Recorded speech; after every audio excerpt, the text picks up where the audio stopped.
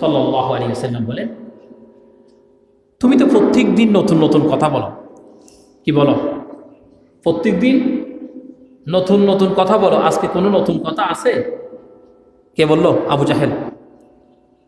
আমার নবীজি কি বললেন, প্রত্যেক দিন তো নতুন নতুন কথা বলো, আজ এখনো নোয়া হতা আছে নাই? আমার নবীজি বললেন, আজকে নতুন কথা আছে। আল্লাহ আমাকে এই হাতিমে মক্কা থেকে মদিনায় নিয়ে গেলেন। আমি যেখানে সফর করব, যাওয়ার সময় যখন ফিলিস্তিনে যাবেন, তখন একটি অন্ধকার জায়গার মধ্যে নবীকে বললেন, ইয়া রাসূলুল্লাহ, জিবরাইল বললেন, ইয়া রাসূলুল্লাহ, আপনি এখানে 2 রাকাত নামাজ পড়েন। জিবরাইলকে বললেন, জিবরাইল, এটা কোন জায়গা? বললেন, এটা হচ্ছে আপনি যেখানে এই আল্লাহর রাসূলের হিজরতের আগে যেটা সফর করলেন, আল্লাহর সাথে সাক্ষাৎ করার জন্য গেলেন, মেরাজ হলেন 11তম বছর, নবুয়ত হওয়ার 11 বছর পরে, তখনও মদিনা তো যায় নাই নবীজি, মদিনা যাবে আরো 2 বছর পরে মদিনা যাবে। জিজ্ঞেস করলেন, এটা কোন জায়গা জিবরাইল? বলে, এটা যে এটার নাম ছিল ইয়াসরিফ, মদিনার আগের নাম হচ্ছে ইয়াসরিফ। মদিনার আগের নাম কি? ইয়াসরিফ। এখন হচ্ছে মদিনাতুল মুনাওয়ারা। ইয়াসরিফে বলছে এটা হচ্ছে ইয়াসরিফ, আপনি আসলে এটার নাম পরিবর্তন হবে মদিনাতুল মুনাওয়ারা। সুবহানাল্লাহ। সেখানে 2 রাকাত নামাজ পড়লেন। আবার কত দূরে নিয়ে গেলেন, যাওয়ার পর একটি পাহাড় দেখলেন। বলে, এই পাহাড়টা কোন পাহাড়? নবীজিকে বললেন, জিবরাইল, এই পাহাড়টা হচ্ছে সেই পাহাড় যে পাহাড়ের মধ্যে মুসা কালিমুল্লাহ আল্লাহর সাথে কথা বলতেন, এটা হচ্ছে তুর পাহাড়। ওয়াত্তিন ওয়াজ্জাইতুন ওয়া তুরি সিনিন। এই 3 পাহাড়, এই তুর পাহাড় হচ্ছে এটা। আল্লাহ তাআলা এই তুর পাহাড়ের মধ্যে নবীর সাথে কথা বলতেন, কথোপকথন হতেন, আল্লাহ কথা বলতেন, আর মুসা আলাইহিস সালাতু ওয়াস সালাম আল্লাহর সাথে কথা বলতেন। এই পাহাড়টা হচ্ছে সেই পাহাড়। এরপর থেকে নবীজি মেরাজে চলে গেলেন। চলে যাওয়ার পরে জিবরাইল যখন চলে আসলেন, আবু জাহেল জিজ্ঞেস করলো, নতুন কোনো কথা আছে নাকি? প্রত্যেক দিন তো তুমি নতুন কথা বলো, আজকে কোনো নতুন কথা আছে নাকি? তখন বললেন, অবশ্যই নতুন কথা আছে। নবীজিকে নতুন নতুন প্রত্যেক দিন কথা জানিয়ে দেন কে? আল্লাহ জানিয়ে দেন।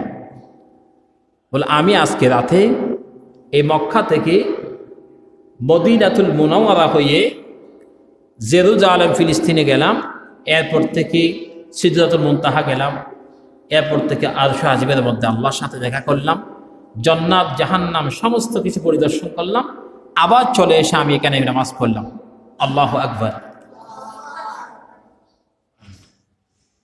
আবু জাহেল বলল, আগে তো যা বলছো এটা তো জমিনের কথা বলতা, এখন দেখি তুমি তো মাথা মনে হয় নষ্ট হয়ে গেছে, এখন তো অন্য রকম কথা বলতেছ, কিভাবে সম্ভব? মক্কা থেকে মদিনাতুল মুনাওয়ারা, তারপরে ফিলিস্তিনে জেরুজালেম, বাইতুল মুকাদ্দাস, এরপর থেকে একটা একটা আসমান ছেদ করে করে, একটা আসমান অতিক্রম করে করে, সমস্ত আসমান বেদ করে আরশে আজিমে যাওয়া, এটা কখনো মানুষের পক্ষে সম্ভব নয়। এটা মানুষের পক্ষে সম্ভব না হলেও নবীর পক্ষে সম্ভব, ঠিক কিনা? নবীকে নিয়ে গেলেন কে? আল্লাহ। আমার পক্ষে সম্ভব না হতে পারে, তা আমার নবীর পক্ষে যিনি আল্লাহ আমাদেরকে সৃষ্টি করেছেন, সে আল্লাহ নিয়ে গেলেন নবীকে। আবু বকর সিদ্দিক রাদিয়াল্লাহু তাআলা আনহুকে আবু জাহেল লক পেলেন, সাক্ষাৎ হলো।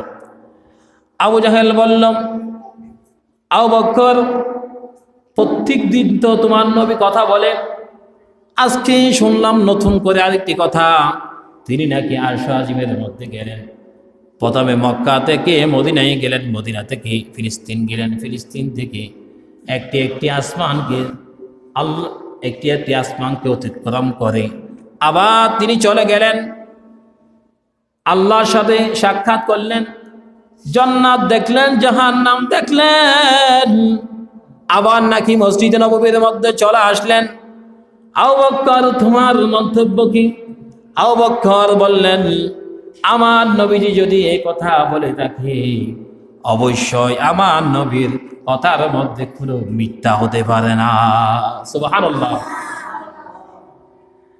আবু বকর সিদ্দিক রাদিয়াল্লাহু তাআলা আনহু আসলেন, এসে নবীকে বললেন, ইয়া রাসূলুল্লাহ সাল্লাল্লাহু আলাইহি ওয়াসাল্লাম, আবু জাহেল আমার কাছ থেকে এমন একটি কথা জিজ্ঞাসা করেছেন। আমি বললাম, আমার নবীজি যদি বলে তাকে অবশ্যই সত্যি কথা বলেছে।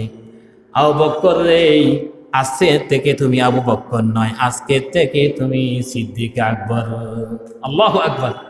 আজকে থেকে তুমি কি? সিদ্দিক আকবর। তুমি সত্য কথা বলেছ। তাহলে নবীদেরকে যারা সত্য প্রমাণ করেছেন, এদের সম্মান আল্লাহ সুবহানাহু ওয়া তাআলা বাড়িয়ে দিয়েছেন।